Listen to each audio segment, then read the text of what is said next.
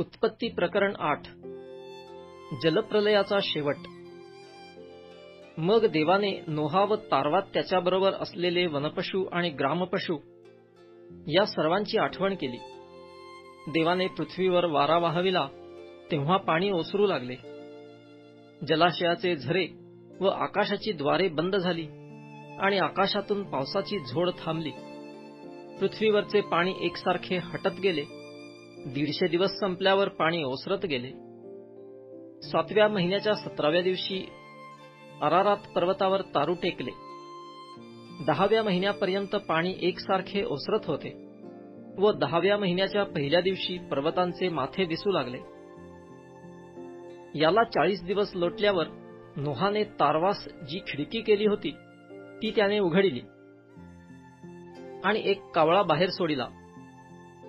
तो पृथ्वीवरले पाणी सुकेपर्यंत इकडे तिकडे फिरत राहिला. पाणी भूपृष्ठावरून आटले किंवा नाही हे पाहण्यासाठी त्याने एक कबूतर बाहेर सोडिले. त्या कबुतराला पाय टेकण्यास कोठे आधार न मिळाल्यामुळे ते त्याच्याकडे तारवापाशी परत आले, कारण सगळ्या पृथ्वीच्या पाठीवर अद्यापी पाणी होते. तेव्हा नोहाने हात बाहेर काढून त्याला धरून आपल्याकडे तारवात घेतले.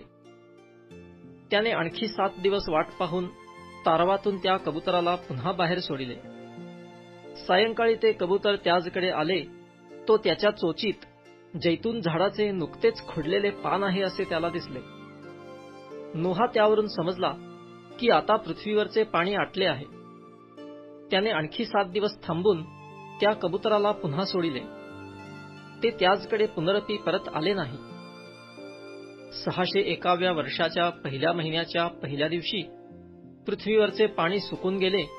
तेव्हा नोहाने तारवाचे छप्पर काढून पाहिले. तो पृथ्वीचा पृष्ठभाग वाळला आहे असे त्याला दिसले. दुसऱ्या महिन्याच्या 27व्या दिवशी जमीन खडखडीत वाळली. मग देव नोहाला म्हणाला, तू आपली बायको, पुत्र व सुना यास घेऊन तारवातून बाहेर निघ.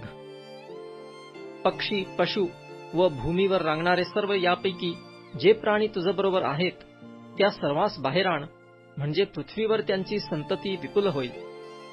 ते फलद्रूप होऊन पृथ्वीवर बहुगुणित होतील. तेव्हा नोहा आपले पुत्र, बायको व सुना यास घेऊन बाहेर निघाला. प्रत्येक पशु, प्रत्येक रांगणारा प्राणी, प्रत्येक पक्षी असे पृथ्वीवर संचार करणारे प्राणी जातवारीने तारवातून बाहेर निघाले. नंतर नोहाने परमेश्वरासाठी वेदी बांधिली आणि सर्व शुद्ध पशु व सर्व शुद्ध पक्षी यातले काही घेऊन त्या वेदीवर त्यांचे होमार्पण केले. परमेश्वर त्याचा सुवास घेऊन आपल्या मनात म्हणाला, मानवामुळे मी इतःपर भूमीला कधीही शाप देणार नाही, कारण मानवाच्या मनातल्या कल्पना बाळपणापासून दुष्ट असतात.